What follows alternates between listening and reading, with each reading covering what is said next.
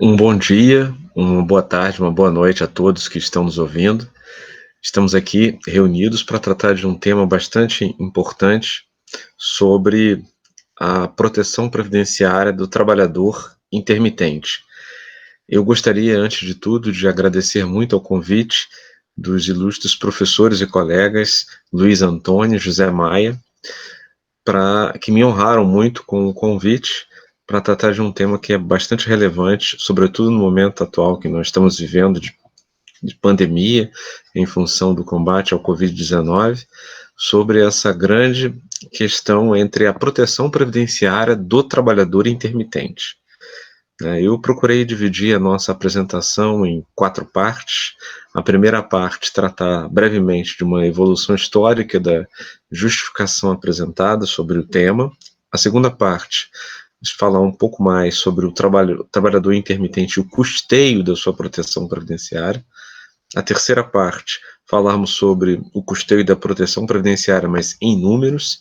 E a quarta parte, aí tratar da desproteção ou proteção previdenciária em tempos de pandemia, que é o nosso objetivo maior. Então, veja, nós não aqui pretendemos tratar sobre a constitucionalidade do contrato intermitente, contrato de trabalho intermitente, nem dispor sobre a correção da implementação da instituição desse tipo de contrato, se ele deveria ser implementado ou não deveria, se ele ofende direitos fundamentais, se ele ofende a dignidade da pessoa humana. Não, esse não é o meu objetivo. O meu objetivo já é, partindo da premissa que é um fato, que já existe o contrato de trabalho intermitente como de fato acontece, qual é o efeito desse tipo de contrato na proteção previdenciária do trabalhador em função do custeio da previdência. Porque a questão é que nós temos que levar em consideração nós falamos de previdência social, nós estamos sempre falando de uma proteção que existe desde da sua concepção inicial em 1883 por Bismarck, da proteção do trabalhador, proteção da pessoa que desempenha uma atividade laboral remunerada. Então, não existe, na nossa Previdência, como nós conhecemos, um sistema de renda pública universal de proteção a todas as pessoas humanas. Não. A Previdência Pública brasileira, ela protege aquele que desempenha uma atividade laboral remunerada. Então, aquele que desempenha um trabalho.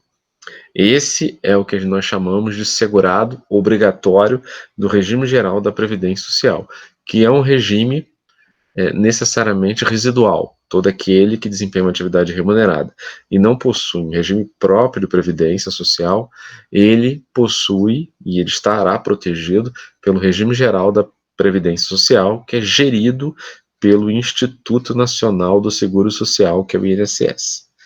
Então, o nosso foco é falar do regime geral da Previdência Social, desse segurado obrigatório, na qualidade de empregado, que é quem pactua um contrato de trabalho intermitente, trazido em função da reforma trabalhista que foi veiculada pela Lei 13.457 em 2017. Então, ele passa a entrar no nosso ordenamento jurídico em novembro de 2017, porque da data da publicação da reforma até esse dispositivo, por exemplo, se tornar aplicável, decorreu um prazo de vacácio de 120 dias, conforme a própria lei determinou.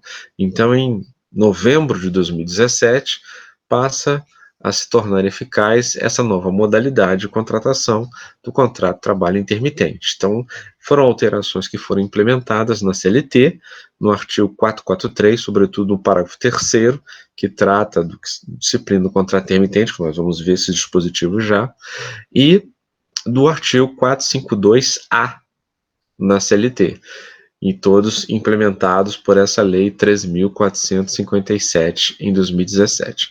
Evidentemente que a ideia que se pretendeu naquela ocasião era trazer para a formalidade muitos trabalhadores que até aquele momento eram trabalhadores informais, os trabalhadores que nós conhecemos, que viviam desempenhando atividades remuneradas aqui e acolá, por meio do famoso bico, nas mais diversas atividades econômicas. Então a ideia era trazer esses trabalhadores para a formalidade, fazer com que eles pudessem ter direitos trabalhistas e também uma proteção previdenciária.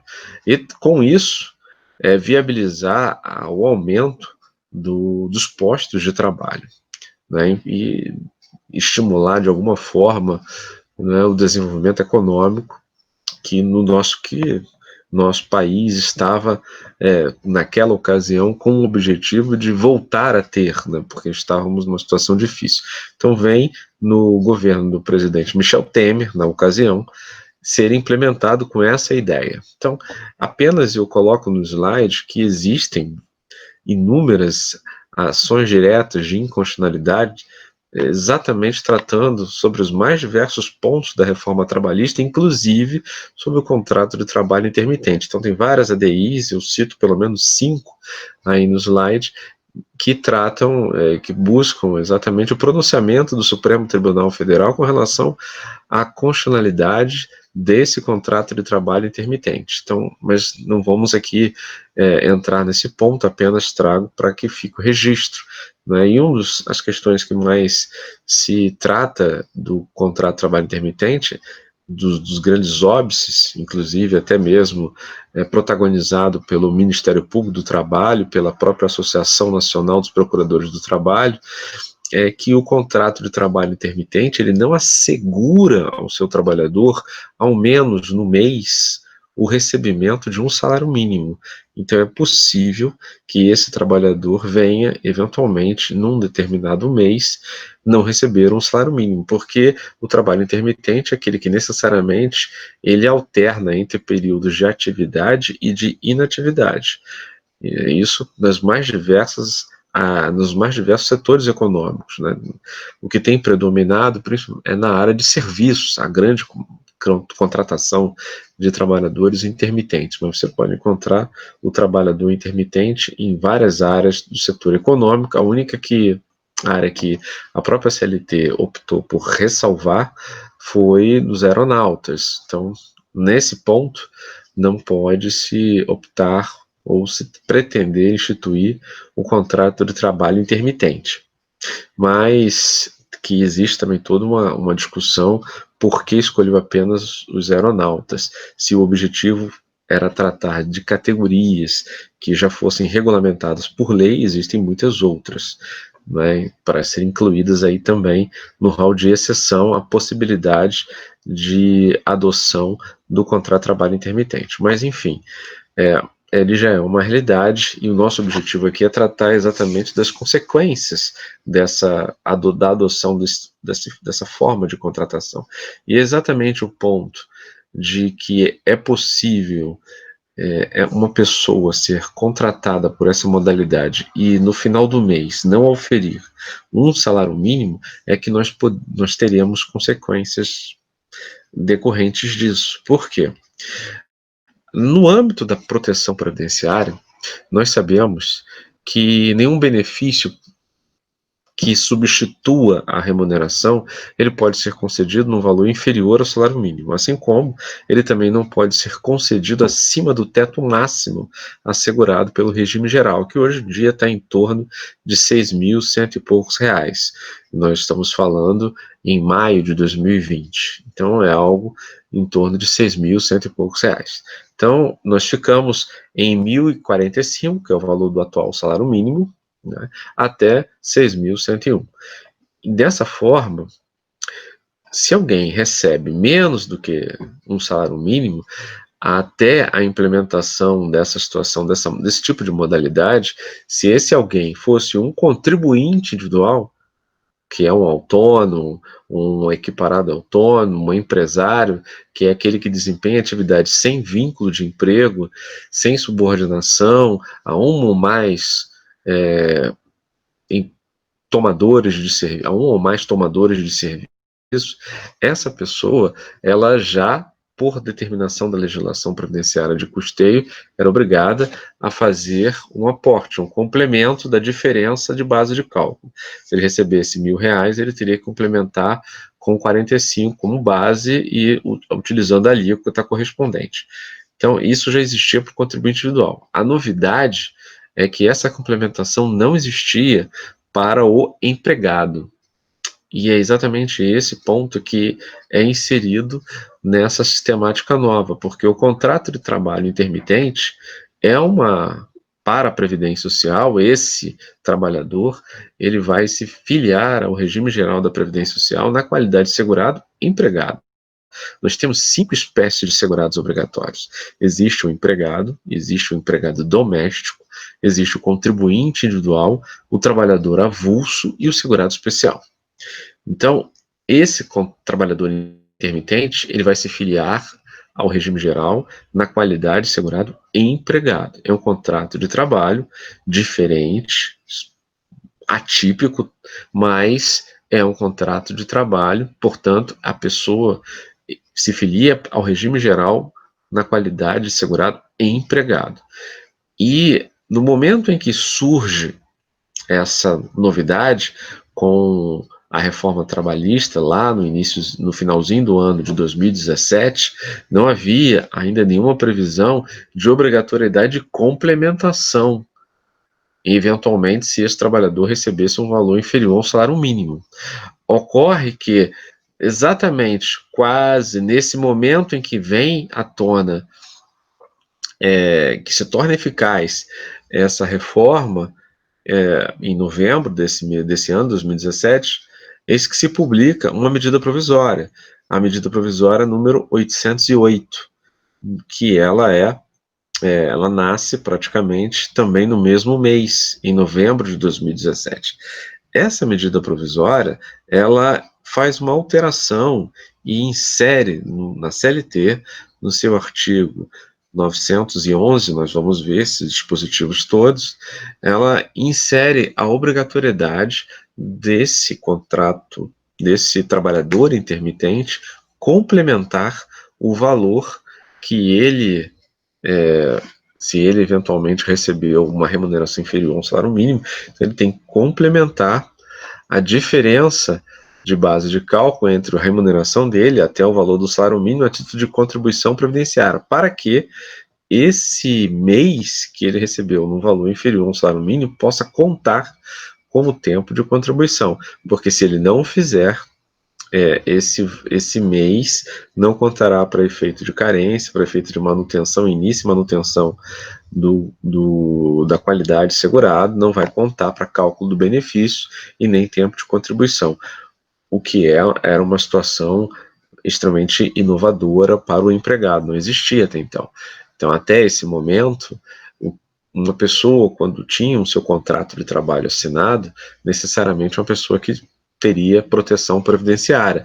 Ela iria trabalhar, o seu empregador, na qualidade responsável tributário, iria fazer a retenção na contribuição previdenciária dessa pessoa.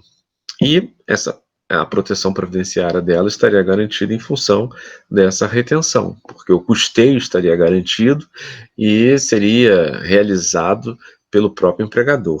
O empregado nada faria.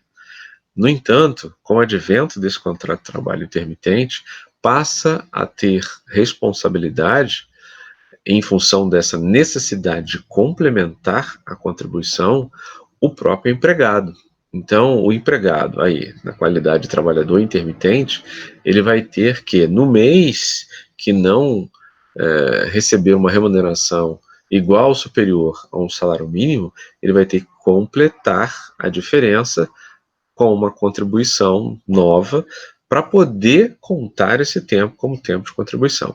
Isso vem com essa medida provisória número 808, e aí na vigência dessa MP, e eu coloco até no slide, de 14/11/2017 até o momento em que essa MP, porque ela não foi convertida em lei, até o momento em que ela perde a sua eficácia, em 23 de abril do ano seguinte, em 2018, nós tínhamos a necessidade, a obrigatoriedade dessa contribuição complementar. Após a MP 808 e até o advento da reforma previdenciária, quer dizer, até a publicação da emenda constitucional 103, no final de 2019, o que nós temos? Houve, na verdade, um vazio, uma lacuna, há uma ausência de previsão expressa. Esse trabalhador intermitente, então, ele teria que continuar complementando, porque não, ou não, porque ficou uma falta de previsão legal. Então, há um limbo contributivo, inclusive o próprio Código de Receita criado pela Receita Federal do Brasil, na ocasião, no ADE-CODAC da Receita Federal, que é um ato declaratório executivo da Receita Federal, tinha como fundamento o dispositivo alterado pela CLT por meio da medida provisória 808. Quando a medida provisória não é convertida em lei, esse fundamento se perde, esse código de receita também acaba sem fundamento e não pode mais ser utilizado pelo trabalhador intermitente. Então, como esse trabalhador intermitente vai, então, fazer o recolhimento sem previsão legal? Esse limbo ainda não foi normatizado, no meu entender e no entender de vários professores, exatamente por não exigir, não ter uma previsão legal expressa, exigindo esse complemento, o trabalhador, o valor que ele receber, ainda que inferior ao salário mínimo, esse mês, essa competência deveria ser considerada como um valor de um limite mínimo do salário de contribuição, como salário mínimo, independentemente de contribuição, exatamente para que não prejudicar o trabalhador, já que não há obrigatoriedade nenhuma expressa em lei e não se pode exigir de alguém alguma coisa sem prévia previsão legal. Na sequência, quando vem a reforma previdenciária, e isso através da emenda constitucional número 103, quando ela é publicada no final de 2019, eis que vem novamente a obrigatoriedade de se complementar a diferença até chegar no valor do salário mínimo. Nós vamos ver isso. Quer dizer, foi inserido na própria Constituição essa obrigatoriedade. Então, aquela obrigatoriedade que se tentou implementar por medida provisória, ela é constitucionalizada. Então, ela é inserida no texto da Constituição, no seu parágrafo 14 do artigo 95, dizendo que não é mais possível contar tempo de contribuição se a base de cálculo daquele mês for inferior ao salário mínimo. E aí, no próprio texto da emenda, que não foi incorporada na Constituição, é que traz o dever de se complementar com a diferença, ou aproveitar o excedente, ou agrupar contribuições menores, que nós vamos ver já já. Então, nós agora saímos de um modelo em que o trabalhador, ele tinha sua contribuição previdenciária recolhida pelo próprio empregador e passa para um modelo onde cabe essa responsabilidade ao próprio empregado.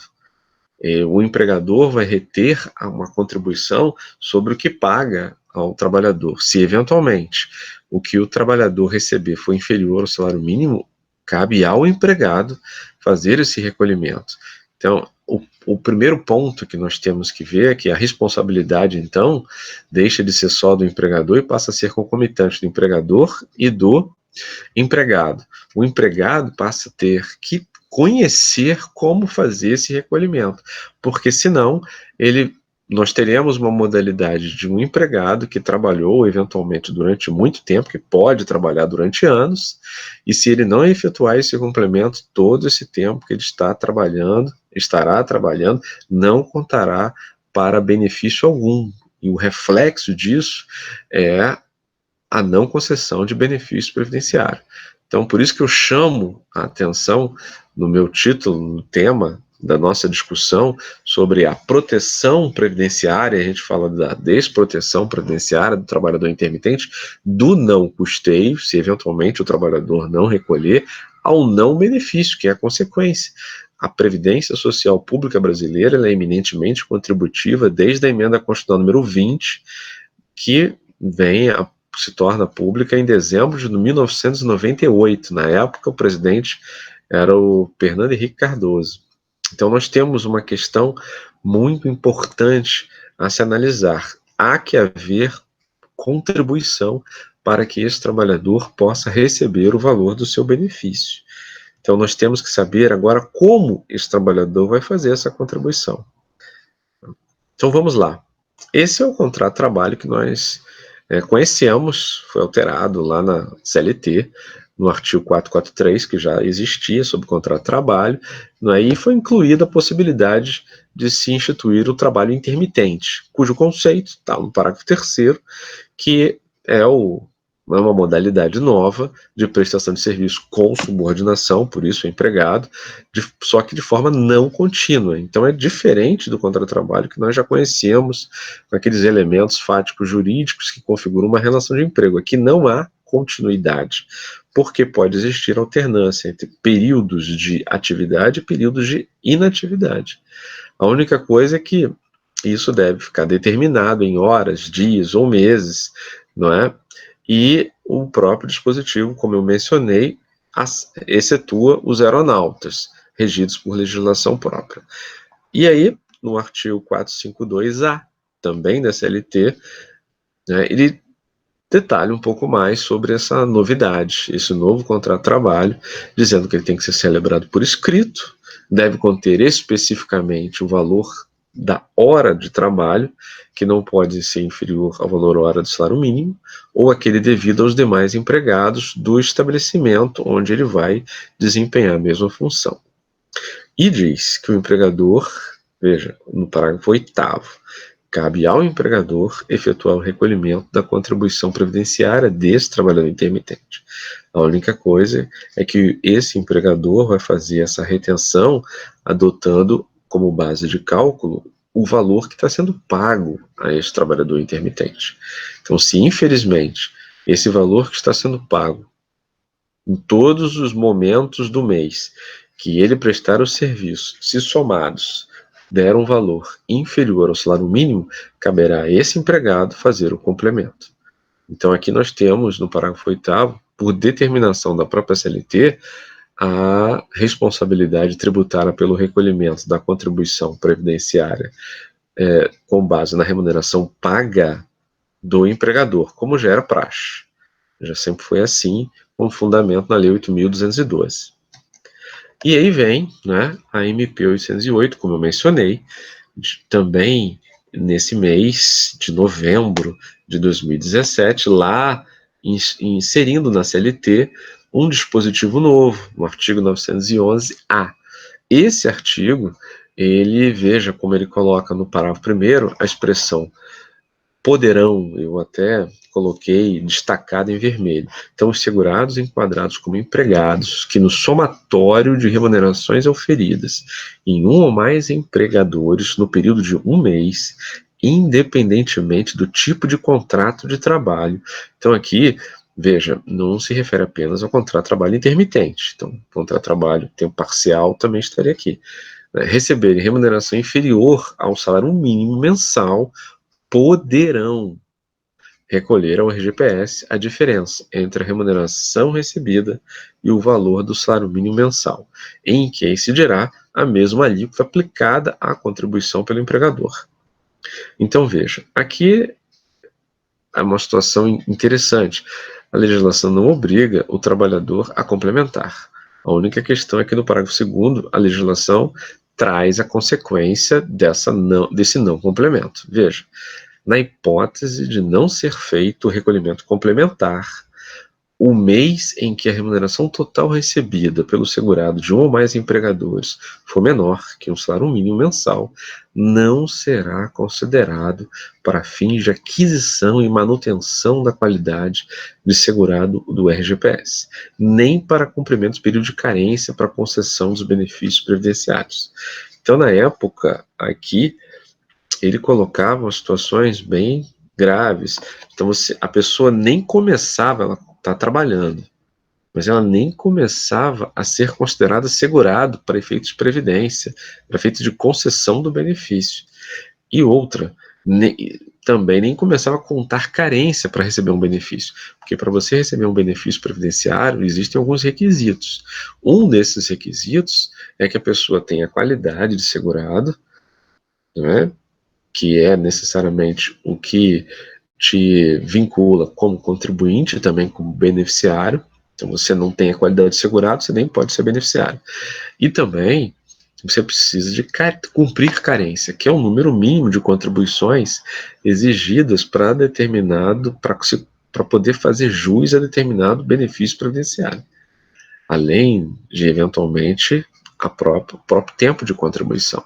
Então, se você não consegue nem contar carência, você não vai usufruir de nenhum benefício que dependa efetivamente de carência. Então, aqui foi esse dispositivo que trouxe essa situação de que o trabalhador intermitente poderia complementar para poder usufruir. A questão é que até esse momento o trabalhador não complementava e usufruía dos benefícios previdenciários. E aí a exposição de motivos da MP ela é interessante porque somente no item 10.27, que foi o que eu destaquei, ele diz assim, esse dispositivo que foi incluído, que é o 911, que nós acabamos de ver, 911A, ele diz, esse dispositivo foi incluído com o objetivo de disciplinar o recolhimento das contribuições previdenciárias para aqueles empregados que recebessem um valor menor do que um salário mínimo. Aí ele diz assim, fica garantida a possibilidade desses segurados contribuírem sobre a diferença, como se até então não houvesse essa possibilidade, por isso eles até então sempre tiveram negados benefícios previdenciários, mas não era assim. Os benefícios previdenciários eram assegurados independentemente desse recolhimento complementar. Quando vem essa MP, passa-se a ter que recolher para poder usufruir do benefício. Então fica uma situação muito draconiana. Né? Inclusive, o fundamento disso é, na parte final, fica claro, garantir o adequado equilíbrio do custeio da Previdência Social. Então, um argumento de custeio para subjugar a todos na concessão do benefício. Né? E aí o trabalho intermitente, o trabalhador intermitente, se nós formos olhar, não é um número tão pequeno assim. Se nós formos ver ao longo de 2018, 2019, né, foi uma contratação que só cresceu.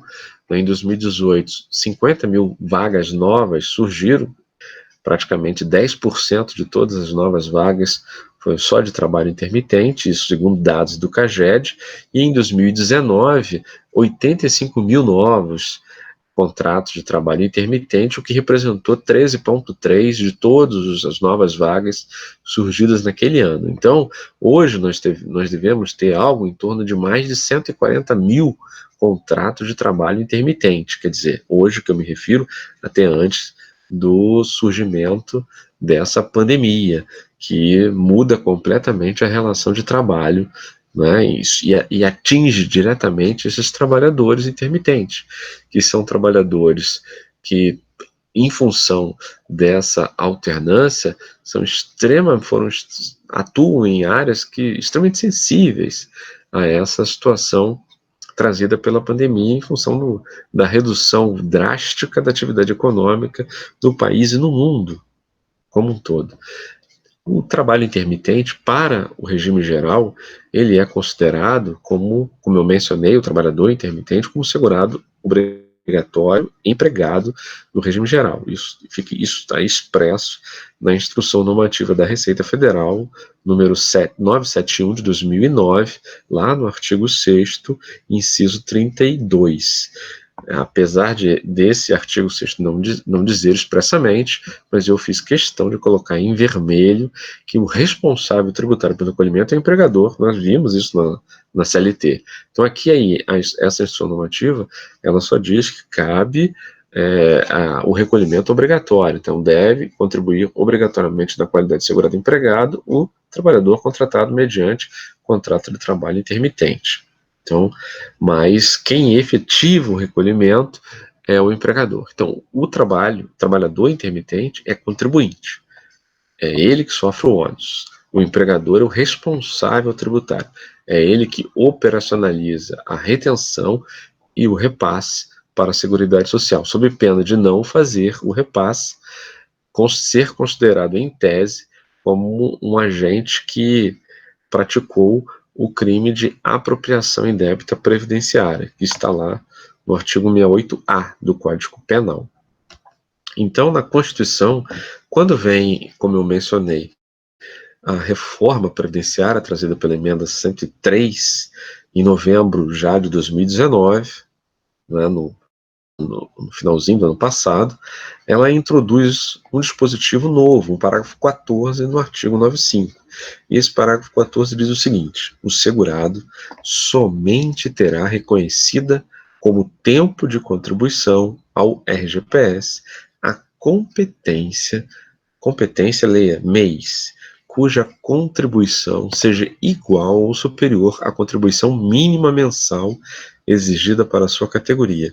Quando se fala em contribuição mínima mensal, entenda contribuição calculada com a base de cálculo mínima, que aí, no caso, que predomina é de um salário mínimo. Eventualmente, o empregado ele pode ter um piso salarial, convencional, normativo, né? Então, esse piso vai ser o limite mínimo, a base mínima.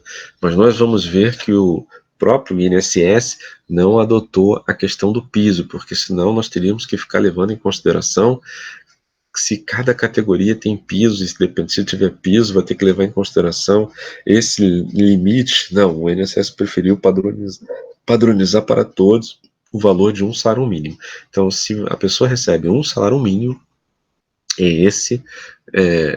a referência que se deve adotar.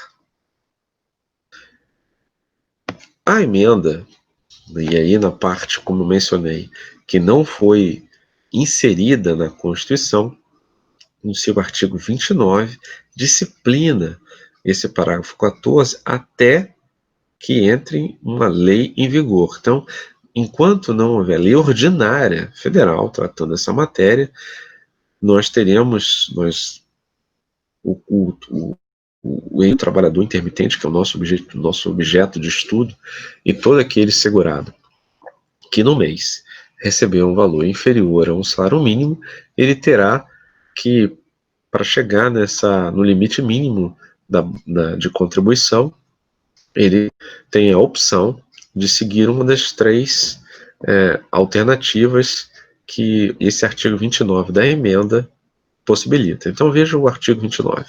Até que entre em vigor lei que disponha sobre o parágrafo 14, o segurado que, no somatório de remunerações auferidas no período de um mês, receber remuneração inferior ao limite mínimo mensal do salário de contribuição, então vamos ler aí, um salário mínimo, poderá, mesmo esquema, poderá, inciso 1, complementar a sua contribuição de forma a alcançar o limite mínimo. Então, se ele recebe R$1.000, o limite mínimo é 1.045, que é o salário mínimo, ele tem que recolher com base em R$45. Inciso 2. Utilizar o valor da contribuição que exceder o limite mínimo de contribuição de uma competência em outra. Então, se em um mês ele ganhou R$2.000, no outro ele ganhou 900, essa contribuição excedente de um mês pode aproveitar na falta da contribuição no mês seguinte. Percebam que isso não é uma situação tão simples de ser implementada. Eu vou precisar de um sistema adaptado para poder fazer essa utilização de excedente. Aí eu vou utilizar o excedente dessa competência, nessa competência, na outra, eventualmente, na outra também. Como eu reparto tudo isso? Vai ter que ter um sistema, e nós vamos ver que o próprio INSS, em um ato específico, uma portaria, já sinalizou que os sistemas terão que se adaptar para atender esse inciso 2. O inciso 3, mais complicado ainda, agrupar contribuições inferiores até chegar numa contribuição possível de ser complementada e contar com o tempo de contribuição. Então veja, por que isso, essa questão de agrupar contribuições inferiores ao limite mínimo de diferentes competências para aproveitamento em contribuições mínimas mensais. A questão toda é, eventualmente, você pode ter que recolher, é o caso, por exemplo, a pessoa recebe R$1.000 e no mês esse valor de R$1.000 é inferior ao salário mínimo, a diferença R$45. Se eu for colocar a alíquota, nós vamos ver que a alíquota hoje do empregado é 7,5%, a alíquota nova em função da emenda 103, já no passado, antes da emenda, era 8%.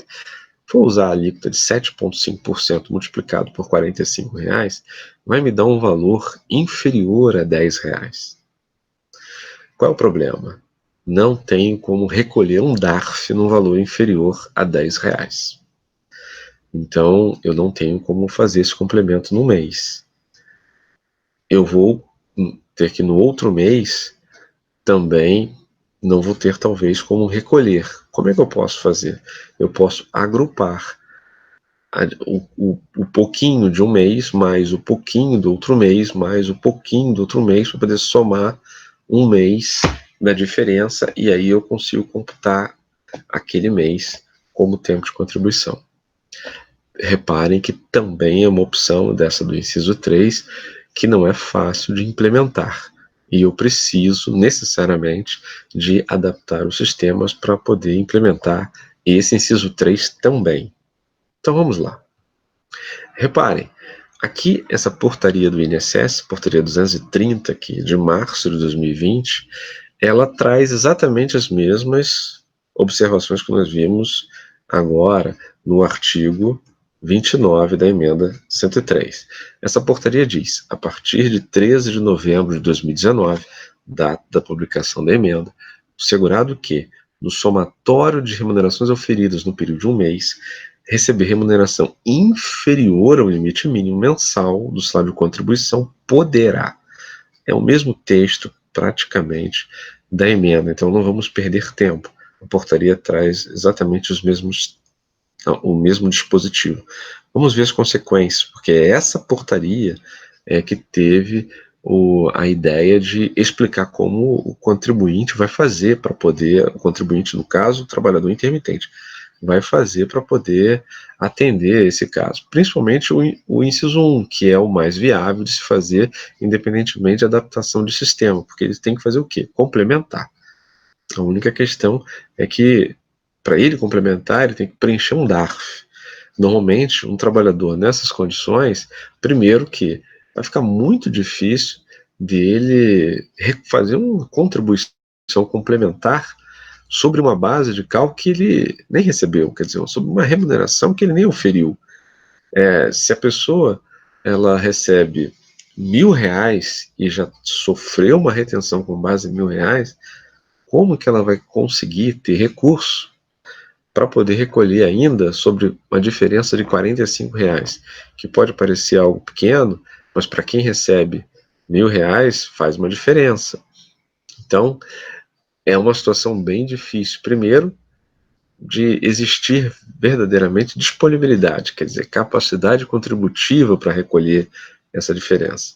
Segundo, conhecimento, quer dizer, informação de como preencher uma guia, que é o DARF, para efetivamente recolher esse valor.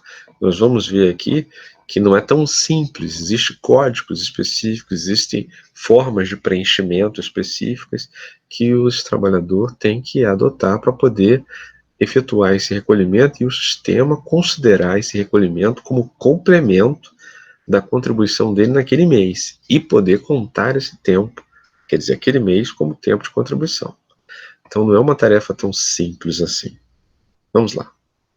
E aí vem a portaria, seguindo nessa portaria 230, que disciplina a complementação no artigo 3º, dizendo: encontra-se em desenvolvimento funcionalidades sistêmicas para contemplar a utilização ou agrupamento de que tratam os incisos 2 e 3, exatamente os que nós acabamos de ver, porque o inciso 1 fala do complemento, então é mais simples. O inciso 2 fala da utilização do excedente. O 3 é que fala do agrupamento. Então, exatamente, a utilização e o agrupamento é que ainda precisam de uma adaptação nos sistemas.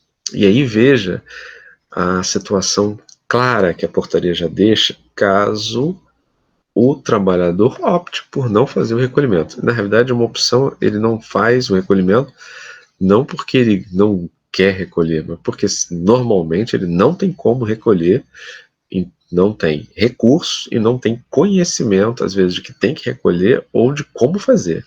O artigo 6º diz assim: a competência que possui somatório de remuneração inferior ao limite mínimo mensal do salário de contribuição será identificada, e aí veja, como indicador PREC menor min, recolhimento abaixo do valor mínimo. Então ela vai ficar marcada dessa forma, sendo desconsiderada pelos sistemas de benefício.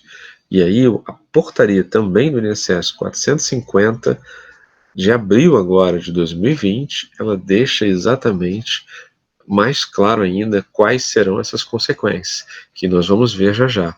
Quer dizer, aquelas que a gente, muito similar àquelas que estavam lá no texto do artigo 911 da CLT, 911-A da CLT, que tinha sido inicialmente inserido pela MP 808, mas que depois, pelo fato da MP 808 não ser convertida em lei, aquelas consequências perderam fundamento com a MP, mas agora elas voltam aqui novamente nessa portaria. O que é estranho é que é uma portaria do INSS fixando essas consequências.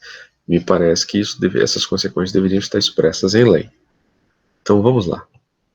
O ato declaratório executivo da Receita, CODAC, definiu qual é o código de receita, 1872, que o trabalhador intermitente deve usar para poder fazer o complemento. Percebam, se o trabalhador intermitente usar um outro código de receita, porque para preencher o DARF, um dos campos exatamente o código de receita, esse trabalhador intermitente não terá, recolhendo erradamente, o reconhecimento daquela competência como tempo de contribuição. E aqui a Instrução Normativa 971 da Receita Federal deixa claro que recolhimentos em valores inferiores a R$10 não são possíveis em DARF. Então é vedado o recolhimento em documento de arrecadação de valor inferior a R$10. Então, se o recolhimento for menor que 10, vamos ter que agrupar. Então, e aqui está o DARF para nós entendermos.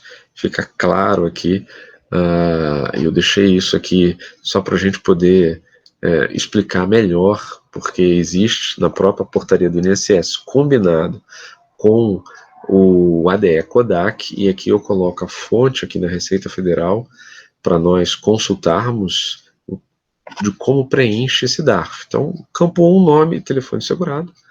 Campo 2, o último dia do mês de referência. Então, se o trabalhador ele laborou em abril, então ele vai ter que colocar o último dia do mês de maio aqui, dia útil. Então, dia, mês, ano. CPF do segurado, código de receita 1872. Dia 15 do mês seguinte é o data do vencimento, então ele vai recolher até o dia 15 do mês subsequente. Se o dia 15 cair em sábado, domingo, feriado, ele antecipa.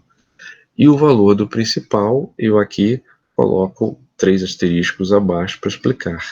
É o valor da alíquota multiplicado pela diferença entre o que ele recebeu no mês para chegar no salário mínimo. E as alíquotas, elas vão depender do tipo de segurado que nós estamos lidando. Se for um trabalhador intermitente, esse segurado é empregado, a alíquota é 7,5.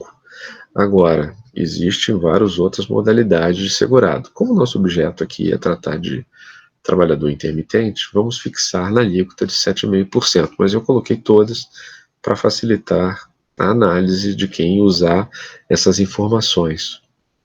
E elas são informações extremamente relevantes e devem ter domínio público, dada a importância. Então, um trabalhador intermitente aqui com um ou mais vínculos, só para a gente ver exemplos de cálculo, né? E aí nós estamos vendo já aquela ideia do trabalho, do custeio em números, que nós vimos lá no nosso breve sumário. Repara, em dezembro de 2019 até junho como se fosse junho de 2020, né? Então, em dezembro, um trabalhador que teve uma remuneração de R$ 700 somada no mês, portanto inferior ao salário mínimo, ele, para chegar ao salário mínimo, faltava 345. Naquela ocasião, antes da emenda se tornar eficaz, a alíquota era 8%. Então, a contribuição complementar é 8% de 345, que dá 27,60. Dá para fazer um DARF complementar de 27,60. É superior a R$ 10, dá para recolher. Em janeiro, se for R$ 800, repare, a diferença é menor, a alíquota continua 8%, a contribuição complementar é menor.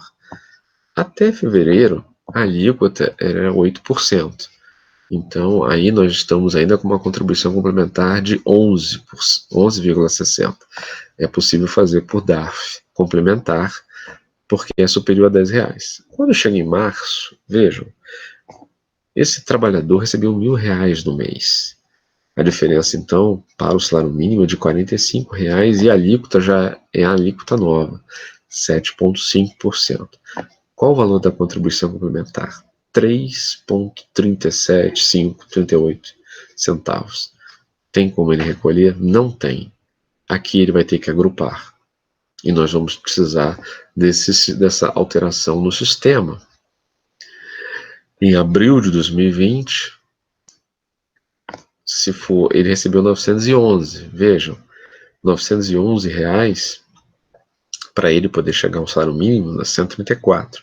Com a alíquota de 7,5%, dá uma contribuição complementar de R$ 10,05. Dá para fazer o recolhimento em DARF complementar. Agora, em maio, esse trabalhador recebeu R$ 912. Repara que, se esse trabalhador receber qualquer valor acima de 912 em diante, e aí a diferença vai ser de 133 para cada vez menos, há uma alíquota de 7,5%, a contribuição complementar vai dar inferior a R$ 10. Então, se nós temos um trabalhador intermitente que receber qualquer valor superior a 912, na verdade, um pouco menos até de 912, mas eu coloquei 912 para facilitar o nosso cálculo. Então, se um trabalhador intermitente receber R$ 912, a gente já sabe que ele não vai ter condições de recolher, porque o valor da contribuição dele vai ser inferior a R$ 10. Ele vai precisar de agrupar. Então, esse ponto ele é interessante, por isso que eu destaquei em verde, para a gente poder saber que todo valor até 912 ele tem condições de recolher. A partir de 912 não vai ter condições de recolher, ele vai precisar de agrupar e vai ter que ter um sistema para adaptar essa situação. Em junho, vamos supor, numa competência qualquer, se ele receber 1.100, que é mais do que um salário mínimo, claro que ele não tem que complementar nada. Mas aqui, nesse caso, ele vai recolher um DARF que vai ter um excedente. Então, esse valor que ele recolheu a mais é que ele vai poder aproveitar em outros meses, porque é como se ele tivesse uma base de cálculo excedente, no nosso caso aqui, de R$ 55. Ele pode usar essa base, por exemplo, como para poder quitar a competência de março, cuja base era de 45. Então, como ele tem um excedente de 55, ele poderia quitar em março. Então, aqui é um outro exemplo de utilização do excedente. A gente tem no inciso 2 a utilização do excedente, como a gente viu no inciso 3, o agrupamento, e lá no inciso 1, o complemento. O complemento é fácil. O 2 e o 3, que é a utilização do excedente, e o agrupamento é que são as sistemáticas mais complicadas que vão precisar necessariamente de um sistema. Aqui, só para a gente entender, eu coloquei um pouco sobre um trabalhador intermitente também, que recebendo valores cada vez maiores no mês, mas todos inferiores a um salário mínimo, mas cada vez mais se aproximando do salário mínimo. Isso vai fazer com que a contribuição complementar, veja, cada vez diminua mais, mas tem que recolher para poder contar aquele mês. E aí a ideia que eu quero chamar a atenção aqui é essa coluna da direita, porque eu peguei os R$ 10 e dividi pelo valor da contribuição complementar, para a gente entender quantas contribuições e aí quantas competências eu teria que usar para poder contar pelo menos uma. Então, se eu recebo R$ 960, eu vou ter que complementar R$ 6,37. Eu não tenho como recolher R$ 6,37. Então, eu vou precisar de 2 meses recebendo a mesma coisa, claro, e aí considerando alguém que recebe sempre 960, 960, 960. Reparem que a questão aqui é, se um trabalhador intermitente eventualmente, por exemplo, receber sempre R$ 960, a cada 2 meses de trabalho só vai contar um como tempo de contribuição. Se esse trabalhador receber R$ 1.000, a cada 3 meses de trabalho só vai contar um como tempo de contribuição. Se esse trabalhador receber R$ 1.040, a cada 27 meses de trabalho só vai contar um como tempo de contribuição. E é isso que eu queria chamar a atenção. É claro que geralmente nesse ramo a pessoa recebe mensalmente valores muito variáveis. Eventualmente num mês ele pode receber acima, no outro mês abaixo, mas aqui é uma análise apenas para a gente ver por hipótese alguém que recebe sempre os mesmos valores ao longo de muito tempo. Ele vai ter que juntar vários meses. E aqui eu gostaria de chamar a atenção porque para a pessoa hoje usufruir de um benefício a partir da emenda 103, ela tem que cumprir pelo menos uma carência de 15 anos se for do sexo feminino e 20 anos se for masculino. Então, para eu necessariamente ter 15 anos de contribuição, se a cada 2 meses eu precisar de 2 meses para contar um, eu praticamente vou ter que ficar quase 30 anos para contar 15. Esse ponto é que chama muito a atenção desse agrupamento, porque praticamente eu vou precisar, para agrupar, somar outras contribuições de outros meses. Então eu vou ter que trabalhar muito mais para poder ter o mesmo benefício. E aqui eu estou falando de completar carência mínima, que são 15 anos para a mulher, 20 anos para o homem, para receber um benefício, para poder se aposentar, mas certamente o cálculo do valor do benefício não vai ser usando o valor da média total, vai ser o valor da média ainda multiplicado por um fator que, infelizmente, ele leva em consideração o tempo de contribuição dele. Se eu estou num tempo mínimo, esse fator vai reduzir bastante o valor da minha média, eu vou receber um benefício bem menor. Para eu poder receber 100% da média, eu tenho que praticamente completar 40 anos de tempo de contribuição. 40 anos de tempo de contribuição nessa sequência de 960 toda, eu vou ter que ficar praticamente 80 anos, isso é impossível, seria praticamente impossível, né, eu me aposentar recebendo 100% da média. E aí é que eu gostaria de chamar a atenção no quanto é difícil de se assegurar uma proteção previdenciária para o trabalhador intermitente. E esse trabalhador intermitente que sabe dessa informação, que recolhe, mas que tem que ficar agrupando valores. Para ele, vai ser muito difícil dele conseguir completar o tempo de carência mínimo. Se houver múltiplos vínculos, quer dizer, eventualmente, o mesmo trabalhador for trabalhador intermitente e, ao mesmo tempo, um autônomo prestando serviço por conta própria, então, como trabalhador intermitente, ele recebe R$ 400 e a alíquota dele é 7,5. E ele recebe, como autônomo, R$ 400 também, no mesmo mês, mas aí a alíquota do autônomo por conta própria é 20%. Como ele faz o complemento? Porque somado os dois dá R$ 800. Ele vai pegar a diferença, 1.045 menos R$ 800, e vai multiplicar por 7,5, que é o que a lei exige, porque entre duas alíquotas distintas, na realidade nem a lei, a portaria do INSS determina que se utilize a alíquota mínima, a menor alíquota. Então, se eu tenho 7,5 e 20, eu uso 7,5.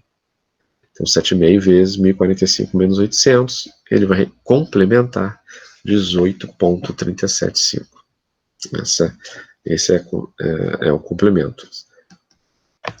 E aí, durante a pandemia, e aí nós já estamos nos encaminhando para o nosso final, durante a pandemia do Covid, nós temos aí o trabalhador intermitente como beneficiário do auxílio emergencial. Então, reparem que o trabalhador intermitente, o próprio legislador e o Poder Executivo reconhece que, em função dessa pandemia, o trabalhador intermitente foi atingido frontalmente como se fosse um trabalhador informal. Então, ele é um trabalhador formal, mas que precisa urgentemente desse benefício. Tanto é que o artigo 2º dessa lei 13.982 de 2020, que concedeu o auxílio emergencial, coloca como requisito não ter emprego formal, mas na linha C inclui o intermitente intermitente inativo, como se ele fosse um informal, porque na letra C começa: trabalhador informal, seja empregado, autônomo ou desempregado, de qualquer natureza, inclusive o intermitente inativo. Então, o intermitente, ele é um trabalhador formal, mas a própria legislação deixa claro que ele, embora seja um trabalhador formal, ele muito se assemelha em termos de necessidade de um trabalhador informal, e por isso se concedeu esse benefício assistencial, porque o benefício previdenciário só será assegurado se ele complementar. Se ele não complementa, aqui vem a portaria do INSS 450 atualmente, trazendo as consequências. Isso valendo a partir de novembro do ano passado, que é quando entra a emenda constitucional, número 103. Artigo 28 da portaria: a competência cujo recolhimento seja inferior à contribuição mínima não será computada para nenhum fim. E isso está numa portaria, nós não temos lei tratando disso, dizendo, ou seja, não será utilizada para cálculo do valor do benefício esse mês, para carência, para manutenção da qualidade do segurado, além do tempo de contribuição. Então, quer dizer, se a pessoa trabalhou um ano inteiro desse jeito e de repente fez um concurso público aprovado e começa a trabalhar no concurso, esse um ano ele não leva para esse novo regime próprio de previdência, eventualmente, para poder se aposentar nesse novo regime. Ele praticamente como se tivesse valeu o trabalho dele para a sobrevivência dele, mas em termos de proteção previdenciária foi zero. E aí nós estamos nessa situação do trabalhador intermitente, quer dizer, a predominância da inatividade em tempos de pandemia é imensa, tanto é que reconhecida pela própria concessão do auxílio emergencial, que é uma proteção assistencial. E nessa condição que nós estamos vivendo, em função da redução da atividade econômica, há uma ausência completa de qualquer recolhimento. Não estou me referindo a complementar.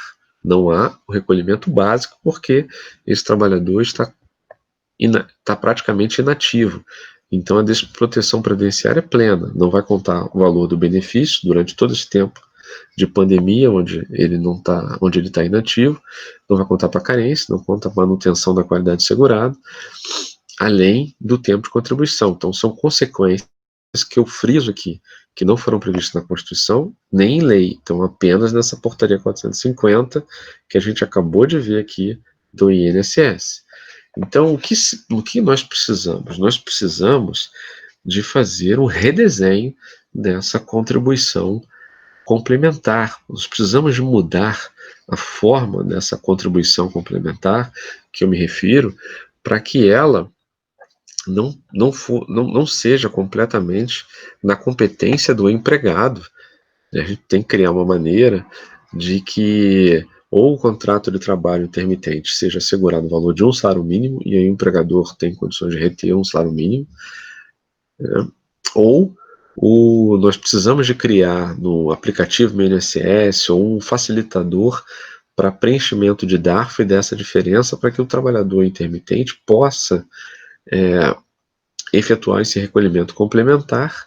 Além disso, viabilizar a possibilidade nessa alteração dos sistemas de que a utilização do excedente fique meio que de forma automática e não tenha que ser provocada pelo próprio trabalhador. E isso é que eu gostaria de chamar sobre essa teoria do paternalismo libertário, que é uma teoria muito mencionada por um autor norte-americano chamado Cass Sunstein, que diz e junta duas expressões que seriam antitéticas, né, contraditórias entre si, de paternalismo e de liberalismo. Quer dizer, o paternalismo é aquele que você reduziria um pouco a autonomia da vontade da pessoa, protegendo a pessoa, e o liberalismo, onde você predominaria a autonomia da vontade. Quer dizer, a ideia seria fazer com que a pessoa tivesse plena autonomia e pudesse decidir livremente, sozinho, o que ela iria fazer. Quando eu junto essas duas expressões, na verdade, eu tenho algo novo. Qual é a ideia? Eu não deixaria a pessoa livremente decidir. Eu procuraria estimular essa pessoa para que ela pudesse fazer a melhor escolha sobre o enfoque dela, uma escolha em que ela mesma livremente faria, caso ela detivesse plenamente o conhecimento das informações sobre aquele aspecto que muitas vezes é técnico e ela não iria adotar, sem tolir a liberdade dela de optar pelo pior. Então, em outras palavras, eu teria que, de alguma forma, desenvolver essa sistemática para que, por exemplo, no aplicativo meu INSS, todo o excedente que o trabalhador eventualmente sofresse de retenção ficasse sinalizado já pelo próprio sistema, e quando ele recolhesse qualquer coisa a menor, o excedente já iria ser redistribuído para as competências menores e ficaria chamando a atenção do trabalhador apenas para ele confirmar. O trabalhador ele poderia desmarcar a confirmação, ele não seria obrigado a fazer isso, mas era uma forma de fazer com que isso passasse a ficar no automático. E é isso exatamente algo parecido com a nossa declaração de ajuste anual do imposto de renda, que existem duas metodologias de recolhimento tributário, a simplificada e a completa. Qual recolhimento que você vai fazer, qual método, qual regime de tributação que você vai adotar. O regime de tributação o próprio sistema adota para você, no automático. Ele sempre vai escolher para você aquele regime em que você terá um valor a restituir maior ou um valor a pagar menor, eventualmente, e ele marca o regime. Já fica no default, é algo padrão, não precisa nem de pensar, mas ele não te tira a possibilidade de você, no momento de insanidade, de marcar o default e optar pela pior hipótese. Da mesma forma, algo parecido nós precisamos de fazer aqui para proteger o trabalhador intermitente, que é um trabalhador que está em condição de desvantagem economicamente, está em condição de desvantagem tecnicamente e de conhecimento sobre tudo isso que nós falamos, e certamente não terá condições de fazer esse complemento. Então nós precisamos de criar mecanismos para que esse complemento seja realizado de alguma forma automática, claro, sem tirar a possibilidade do trabalhador optar por não fazer. Então, algo que o próprio sistema faria, exigindo do trabalhador que ele apenas desse a confirmação, e assim fosse redistribuindo o valor das contribuições nas competências com contribuição menor. Esse é o ponto que eu acho que nós precisamos de fazer. Precisamos de ter mecanismos de ampliar a informação da necessidade, da obrigatoriedade desse recolhimento e criar uma sistemática para que no próprio sistema que exista e que for adaptado pelo INSS, essa redistribuição do excedente em uma competência se dê de forma automática para as competências que eventualmente o valor seja menor pela remuneração menor que ele receber naquele mês. Eu espero que tenha sido útil esse bate-papo rápido que nós tivemos e que essas informações possam chegar a todos aqueles que estejam nessa condição, porque a informação previdenciária, e a gente viu isso na reforma previdenciária, é algo extremamente sensível, extremamente importante, porque sem essa informação, o próprio direito fundamental à previdência social fica extremamente vulnerável, e a pessoa, na grande maior parte das vezes, que está em estado de necessidade, não vai poder usufruir bem o seu benefício. Então, eu gostaria muito de agradecer mais uma vez ao convite que me foi feito para tratar e abordar esse tema tão relevante que, na minha opinião, tem sido bastante esquecido, né, pela grande parte da doutrina, inclusive, atinge um número de pessoas cada vez mais crescente até a pandemia, e me parece que após essa pandemia, após esse tempo que acontecer, nós teremos certamente uma ampliação eventualmente dessa forma de contratação, porque quando a atividade econômica voltar, e voltará certamente de forma muito vagarosa, é muito provável que a modalidade contratual a ser adotada seja, na sua, talvez, predominância, seja exatamente o contrato de trabalho intermitente.